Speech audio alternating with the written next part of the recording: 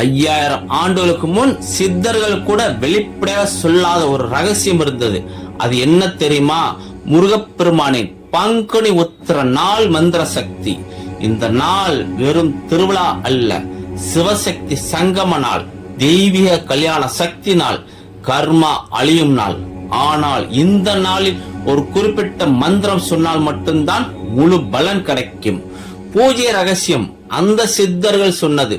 அதிகாலை பிரம்ம முகூர்த்தத்தில் எழுந்து நீராடி சிவப்பு அல்லது மஞ்சள் உடை அணிந்து முருகனுக்கு முன் 2 மண் விளக்கில் நல்லெண்ணெய் ஊத்தி அறுகோணம் கோலம் போட்டு தீபமேற்றி மனதை ஒருமுகப்படுத்தி மூச்சை கட்டுப்படுத்தி முருகனை உள்ளத்தில் தரிசித்து உருகி இந்த மந்திரத்தை ஜபிக்க வேண்டும்.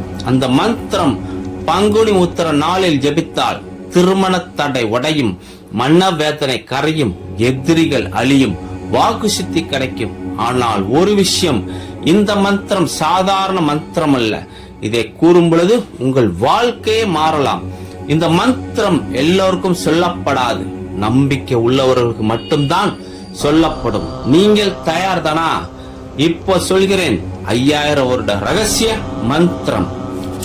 ஓம் நமோ பகவதே ஸ்கந்த குஹாய சண்முகாய மகாசக்தி ரூபாய சிவசக்தி ஹிருதய நிவாசாய சர்வகாரிய சித்தி பிரதாய சத்ருநாசனாய தீப்த வேலாய மம மனோவாஞ்சிதம் பூரய பூரய.